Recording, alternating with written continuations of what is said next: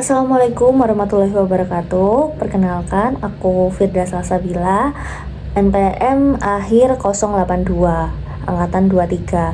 Nah, di sini aku bakalan menjelaskan mengenai citizen project yang aku kerjakan. Nah, jadi aku kebetulan citizen project ini adalah aku mengerjakan dengan tema mental health yang ada di lingkungan kampus. Jadi lingkupnya memang mahasiswa.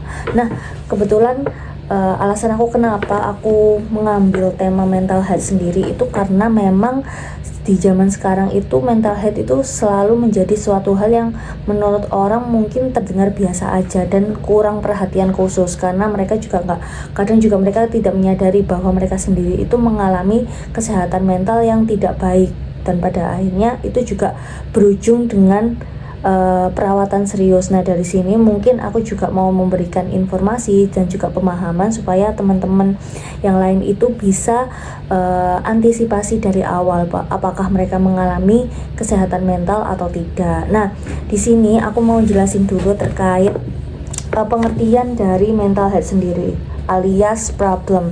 Nah, di sini awal itu terkait apa sih mental health itu. Nah, aku di sini aku bakalan jelasin mental health itu apa.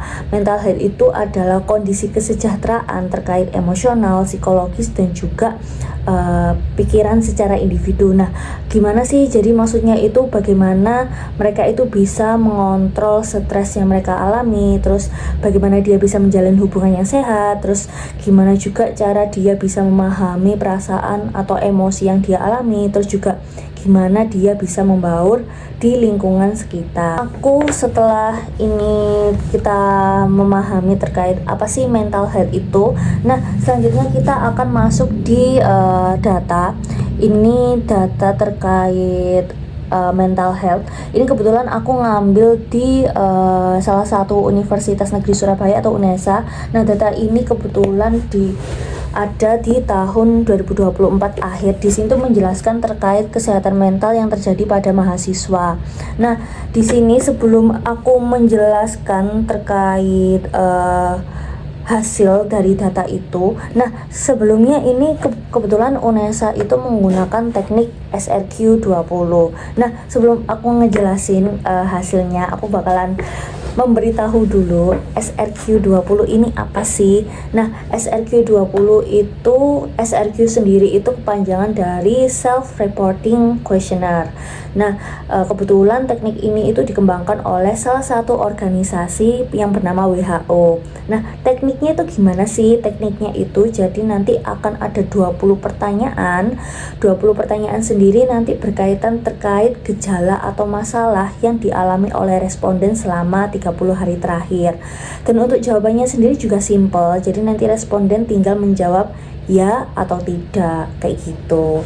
Nah, setelah aku jelasin soal SRQ20 ini tadi, akhirnya teman-teman udah paham ya. Nah, akhirnya di sini ditemukan hasil terkait gimana sih uji dari milik UNESA itu tadi. Akhirnya ditemukan sejumlah, sambil aku pencet ya. Nah, ditemukan sejumlah 267 mahasiswa itu mengalami kesehatan mental atau gangguan berat. Jadi di sini itu perlu adanya untuk tindakan atau penanganan secara khusus karena memang sudah berada di ranah yang diperlukan untuk ke psikiater. Nah, kemudian juga ada di angka 530 mahasiswa itu mengalami gejala sedang. Terus juga sisanya itu 419 mahasiswa itu berada pada kategori ringan. Nah, akhirnya jadi ini secara keseluruhan itu mereka mendata sebanyak 1219 seperti itu. Oke, sekarang kita lanjut ke faktor. Ini aku tulis faktor. Jadi ini ada beberapa poin faktor dari kenapa terjadi mental health atau gangguan kesehatan mental di lingkungan mahasiswa. Nah, kebetulan aku sendiri juga sempat tanya-tanya sama teman-teman mahasiswa, teman-teman jurusan yang lain, kenapa sih faktor mahasiswa itu mudah mengalami gangguan kesehatan mental. Dan ini beberapa aku rangkum juga sudah di sini. Nah, aku tinggal menjelaskan aja sebenarnya faktornya sendiri itu ketika suatu kelompok itu tidak sesuai atau tidak bisa diharapkan, akhirnya seorang individu ini berakhir mengerjakan tugas tersebut sendirian, dan itu tentu menjadi beban tanggung jawab yang begitu besar di individu tersebut. Terus yang kedua itu juga ketika seorang individu itu sudah tidak punya circle atau kelompok teman, jadi di situ akhirnya dia mau nggak mau sendirian. Dia kalau misalnya butuh urusan administrasi atau apapun sendirian, nggak punya teman, dia juga nggak bisa berbagi pengalaman karena dia sendirian. Itu juga menjadi salah satu beban dari seorang individu. Terus juga terkait dosen yang memberikan tugas secara mendadak atau akhirnya mepet deadline. Nah, ini mungkin beberapa teman-teman mahasiswa merasakan bahwa ini sangat sulit untuk adaptasi, karena ketika dosen meminta untuk mengerjakan tugas secara cepat dan sesuai, tapi di sisi lain teman-teman mahasiswa ini juga ada suatu tugas yang lain kayak gitu, jadi sulit menangani hal tersebut. Terus juga mengalami tindakan bullying. Terus mahasiswa akhir itu mengalami tekanan karena adanya skripsi seperti itu. Oke, kemudian kita lanjut di bagian setelah ini ada faktor, terus kita lanjut di ini adalah gejala. Jadi setelah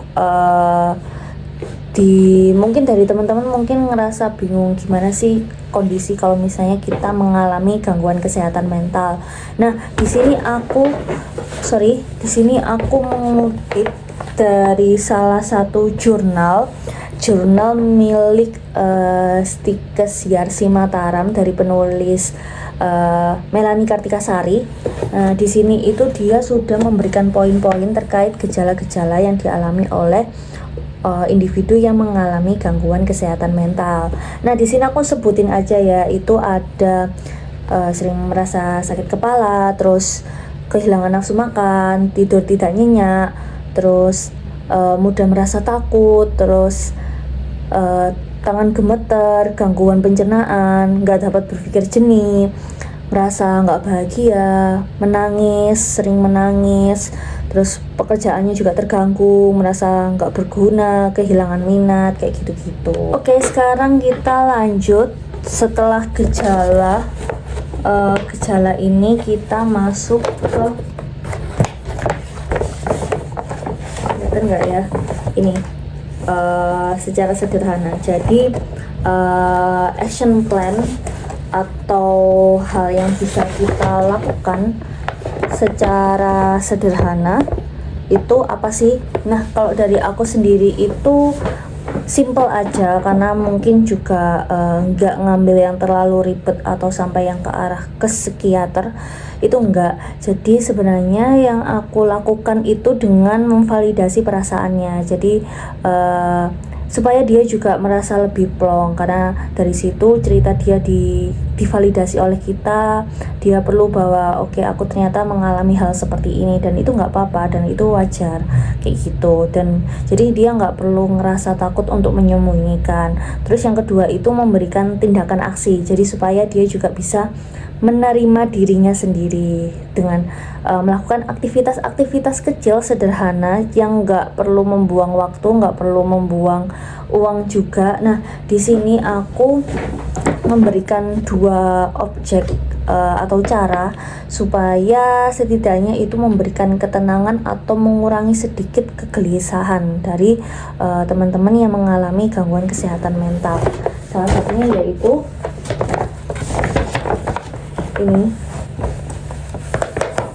ini adalah terkait validasi perasaan. Jadi di situ terlihat ada kayak gambar wajah yang kosong. Nah, dari ini nanti dia bisa mengekspresikan apa yang dia rasakan. Kalau misalnya dia menangis, ya udah menangis aja. Kalau dia sedih, bahagia atau murung, boleh silakan berekspresi. Jadi di situ adalah tempat kamu untuk bebas berekspresi. Kemudian yang terakhir, cara aku yaitu ini dengan menggunakan kotak surat.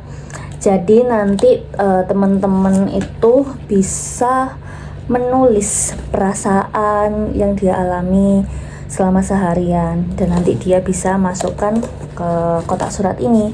Jadi cara menulis itu menurut aku bisa setidaknya memberikan ketenangan atau melepas hasrat gelisahnya dia. Jadi dari situ, kalau semisal memang tidak ada teman untuk diajak bercerita mengenai kesehariannya ketika dia mengalami hal yang tidak mengenakan, dia bisa menulis dan menaruhnya di sini. Jadi setidaknya itu bisa membuat dia merasa lega, seperti itu. Nah, itu tadi terkait citizen project yang aku kerjakan. Jadi ini dari awal